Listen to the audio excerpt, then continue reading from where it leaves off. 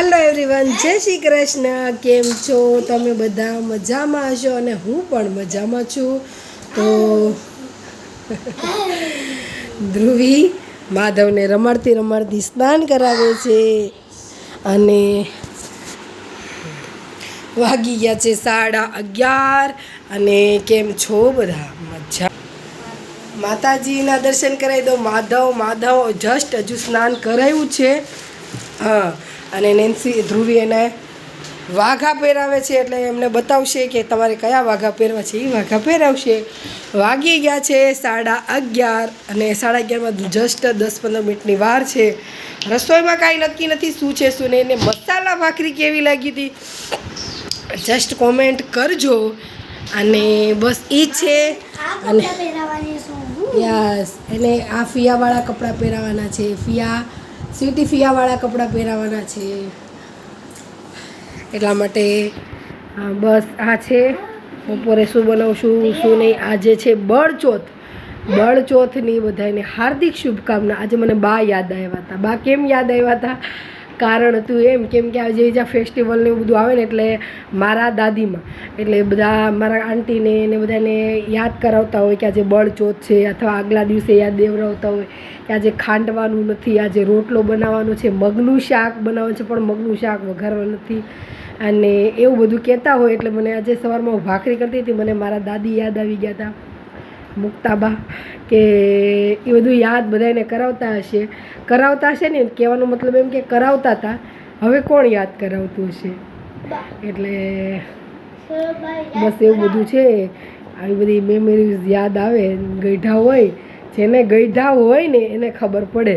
એટલે કહેવાનો મતલબ એમ કે એ જે આપણા સંભાળના એ બધી યાદ, અને એ આપણનું જે કેર કરતા હોય એ જ્યારે ન હોય ને આપણી લાઈફમાં, તે આપણને બહુ યાદ આવે.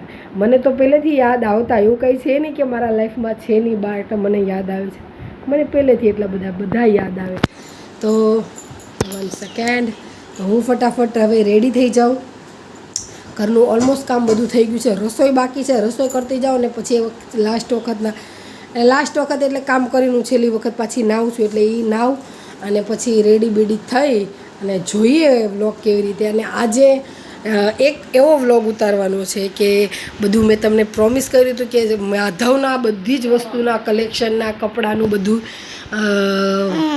ઉતારવાનું છે. આવી ગયા છે માધવ. મેં પકડું માધવ. તો માધવ આવી ગયા છે. અને હવે ધ્રુવી બેને રેડી થશે સ્કૂલ આટું. આજે એને હિન્દીની એક્ઝામ છે, હે ને ધ્રુવી? તો ચલો માધવ, તમે તમારી જગ્યાએ વયા જાઓ. આપણે હજી પહેરાવાનું છે ને. સિંહાસન અમે લાવ્યા હતા, પણ હવે છે ને સિંહાસન એને ટૂંકું પડે છે. આમ ટૂંકું નથી પડતું, પણ એને કપડાં પહેરાવીએ ને તે છે ને કપડાની હિસાબે સિંહાસન છે ને ટૂંકું પડે છે. તમને સિંહાસન બતાવી દઉં. હવે જોઈએ. ચેતન તો કહે છે કે મોટું મળે તો મોટું જ લેવા જવું છે. આ છે માધવનું સિંહાસન. 2 મિનિટ ઊભી રહે ધ્રુવી. જો આવું છે સિંહાસન માધવનું. જસ્ટ આ કાલે લાવ્યા હતા, પણ હવે માધવને બેસાડ બેઠા.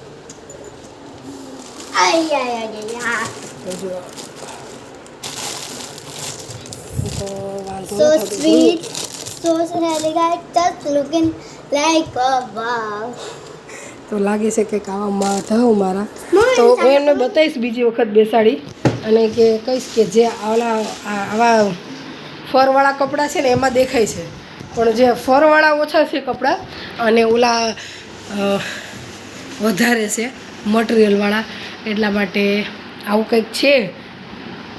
તો ચલો મળીએ બપોર પછી. એને બહુ ગમે છે સોરી, બહુ ગમે છે એને આ સિંહાસન. પણ સહેજ ટૂંકું પડ્યું. આટલું મોટું હોત ને તો બહુ મસ્ત લાગે. કંઈ વાંધો નહીં, ભગવાને કંઈક બીજું સારું વિચાર્યું હશે. જોઉં છું એને એક હજુ એક વખત કહીશ ચેતનને કે તમે બીજા કપડાં તૈયાર કપડાં આવે ને એમાં મને દાંત કેમ આવ્યા. હું માધવની સામે જોઈને વાત કરતી ઊભી રહે. અડતી નહીં. તો માધવનો જે ફેટો છે ને આમ કરીને નીચે પાડ્યો. એટલે તને ગમે છે માધવ? હે માધવ, તને ગમે છે? આ સિંહાસન ગમે છે હે એટલે ઊભી રહે છે ને કાઢો જોયો એ સાફો નીચે પડ્યો ઈ.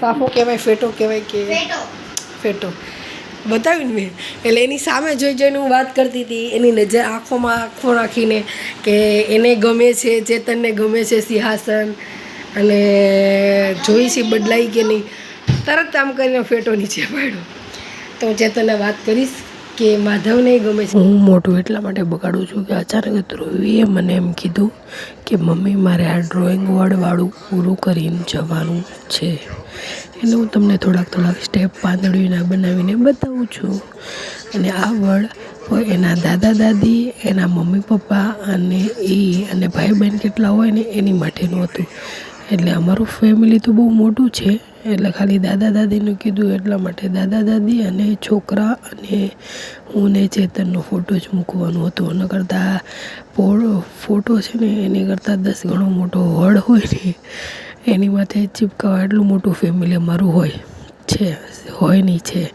એટલે આ જો કંઈક ધ્રુવે આવી રીતે વિડીયો ઉતાર્યો હતો મેં એને કીધું હતું બધું વ્યવસ્થિત ઝૂમ કરીને બતાવજે પણ જો આ ઝૂમથી આ મમ્મી પપ્પા અને ચેતન અને હું ચેતન બાજુમાં હું છું ધ્રુવી અને મમ્મીની બાજુમાં નેન્સી છે તો કેવું લાગ્યું વડવાળું ચિત્ર કોમેન્ટ કરજો લાઈક સબસ્ક્રાઈબ કરી નાખજો બાય.